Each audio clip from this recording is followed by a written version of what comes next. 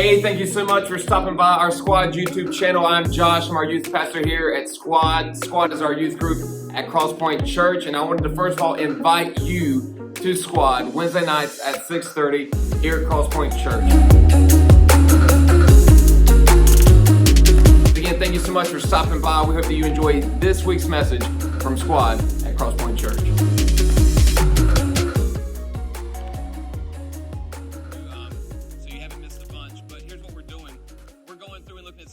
Jesus taught, and they were weird because of how he presented it and what he was saying. Sometimes it would cause people to say, what did he just say? And here's our thought, is that many people claim to be a Christian. They say, hey, I want to be a Christian because it's what they think is good. And so they say, hey, I want to be good. I want Jesus to forgive my sins, and that sounds good, so I'm going to do that. But they don't abide by what he taught. So that's what we're going to look at, what he taught. And today we're going to look at something you've heard a lot of. A lot of people, you may not be a Christian, you may have never read the Bible, but you've heard this. And it's something that a lot of people think Jesus said. They think Jesus said this: do not judge. They think that's what Jesus said. And you may have seen the tattoo or the Instagram post with a picture of someone wearing whatever or doing whatever, and it said, only God can judge me. And they think that's what Jesus said. But Jesus didn't stop here. So many people want to put like a period right there and say, do not judge. But what really you need to realize is that Jesus, when he said that, he wasn't done. He put a comma and said, do not judge, or you too will be judged. Meaning that if you judge someone, then be prepared, you're going to get judged back. And he didn't stop there. He kept going. But I want to take this part and tell you kind of a story to demonstrate this. There's something that I do each season during graduation. So if you have a sibling who's graduated high school, you know that there's a lot of events and ceremonies and awards and stuff for them. And usually there's a baccalaureate service. There are senior awards where they get courted. And I've had the honor of being invited to a couple of those and court students. And it's really great. Students at Grays Creek that I taught. And when I go, I'm usually dressed in a shirt, a tie, a blazer, some dress pants, sometimes skinny jeans. I know it's very professional. You shouldn't wear that, Josh, but that's what I do. And I also wear these.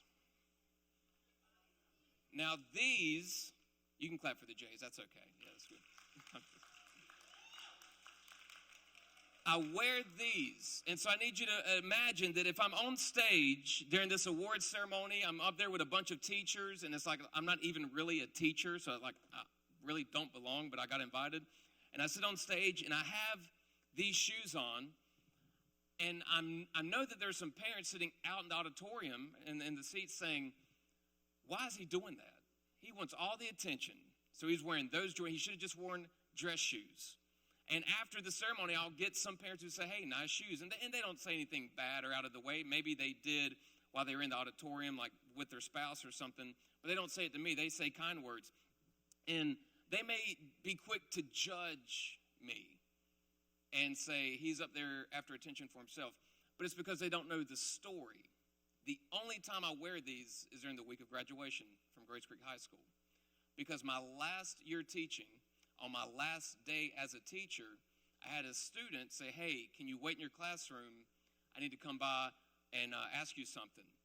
And he came by, and then some other, 9 other students came with him, and they brought me this box wrapped with the card.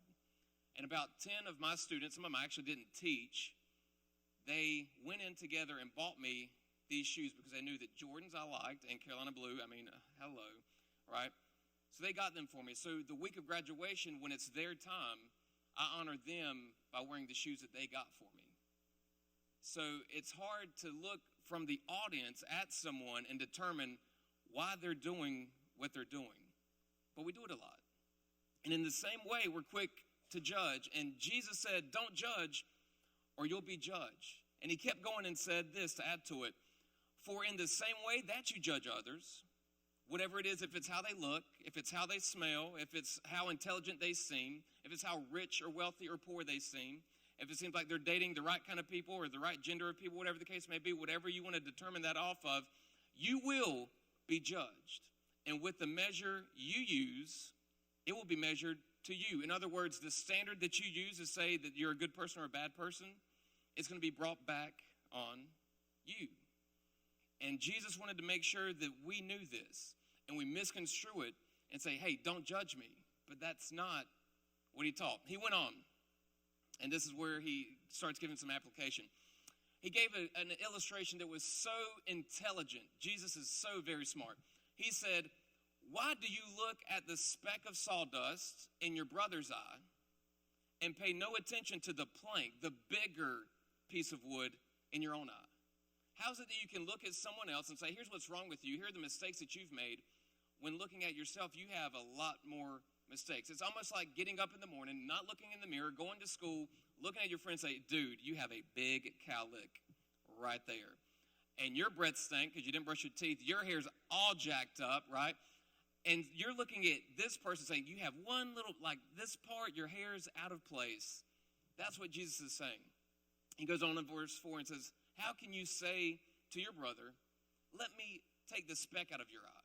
Let me help you, whenever all this time there's a plank in your own eye. So the application that Jesus is trying to get to, the point he's trying to make, is that you can't help anyone when you just judge to hurt. When from a distance you just say, oh, I know the kind of person they are, without having a conversation with them. And so Jesus closes it with this application. This is our takeaway, and then we'll close. He said, you hypocrite. That's right. He called us hypocrites if we do this. First, take the plank out of your own eye. So there's your first step. So we can all do this. Beginning tomorrow or maybe even tonight, you can do this. You can look at yourself, assess yourself, and take the plank, your errors, your mistakes, and try to correct them and fix them. Then, don't just stop with you.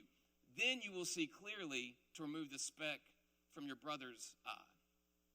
In Josh's translation for 2019, he's saying, don't judge to hurt, judge to help. When you just sit there and look at someone and try to size them up and write them off, you haven't helped anyone.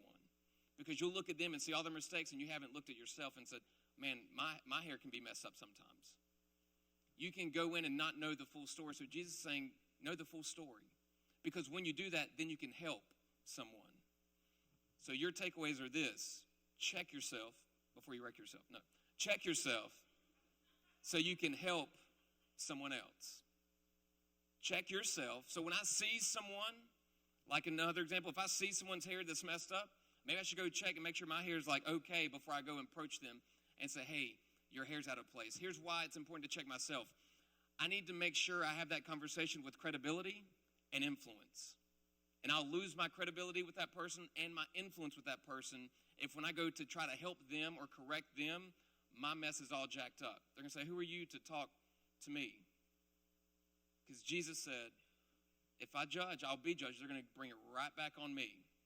So I need to check myself so I can help someone else. So, in this season of Thanksgiving, we're talking about why we're thankful for why Jesus taught this. Here's why I'm thankful. Because Jesus actually lived this out. And John told us about it. So I'm thankful that Jesus said, do not judge. Don't just write off people. Don't just condemn people. Don't try to size up people. Because he did it. John told us, for God did not send his son into the world to condemn the world, not to judge the world. Now, don't get me wrong. We will be judged later on. But Jesus didn't come into the world to say, y'all have messed everything up. You don't love each other like I want you to. You've messed up here, here, here, and here.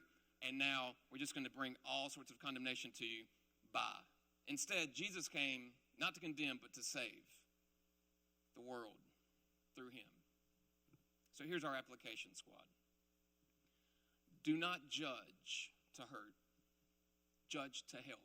And what I mean by that is don't look at someone. Talk to someone. You need to have a conversation with someone to determine how you can help someone. Jesus said that if you look at someone and there's something that seems out of place, something that you can help with, you have experience there, you could help with them, don't judge them and say, oh no, I'm going to leave them the way they are. Help them, because that's loving God and that's loving people.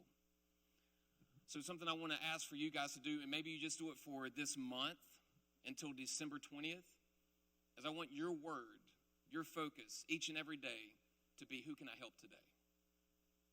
I prayed this Tuesday, I think it was. I said, God, just open my eyes so that I don't miss an opportunity to help someone.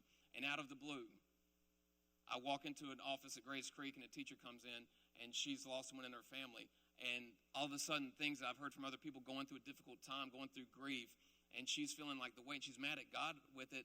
And I could just say one thing. And I just said it to maybe help, but she looked at me and said, wow, thank you for that. So who can you help? And here's your action steps to do it. I want you to implement a keep a seat and fill a seat rule. Meaning that you will walk into a room, a new environment, a lunch table, maybe perhaps a classroom, and you will look to fill a seat beside someone that looks like they need someone to help them, to talk to them, to encourage them. Maybe they're going through a tough time. Maybe you used to be friends, you're not friends anymore, and you just sit with them to talk with them. And you may say, Josh, no, I'm too shy. That's not me. I don't like to talk to people. I don't like to have conversations like that. Well, that's cool. Here's what you need to know. You don't have to write this down because it's probably going to sting enough to remember. If you are brave enough to talk about someone, then you should be brave enough to talk to someone. So what you need to now do, yeah, that's cool. Yeah, absolutely. So what I want you to do from now on, this is the squad mentality. We don't talk about people at Squad. We talk to people at Squad. If someone comes up to you, a friend comes up to you, oh my gosh, did you see what happened on Instagram? Did you see what they did? Do you know? Can you believe that they would do that? What do you think about that? Here's what your response has to be. I don't. I haven't thought about that. But hey, let's go talk to them and see if we can help them or find out. If you're going to be brave enough to talk or bold enough to talk about, then you need to be bold enough to talk to.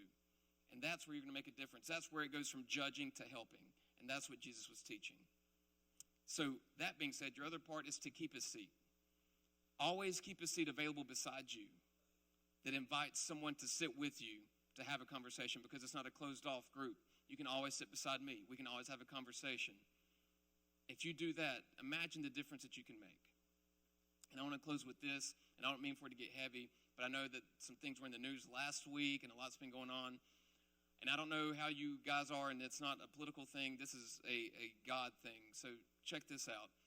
I don't think, and you can debate and talk, and I don't know what you guys talk about with your parents and that kind of thing when you watch the news. You can debate and talk about how God isn't in schools and that all the rules that are inhibiting God to be in schools. That's not true because you go to school.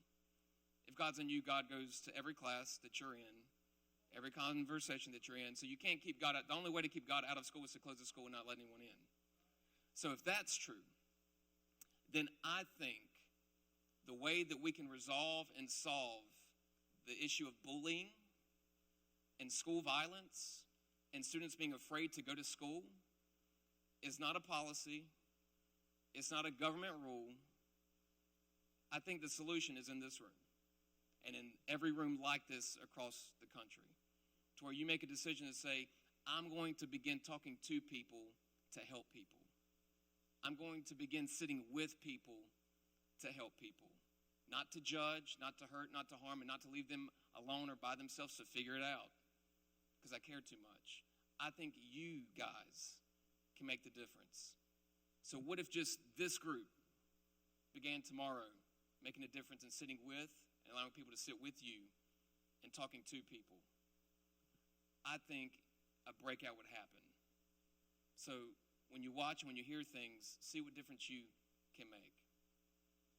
And that way, we don't have to judge to hurt. We can judge to help. Let's pray together.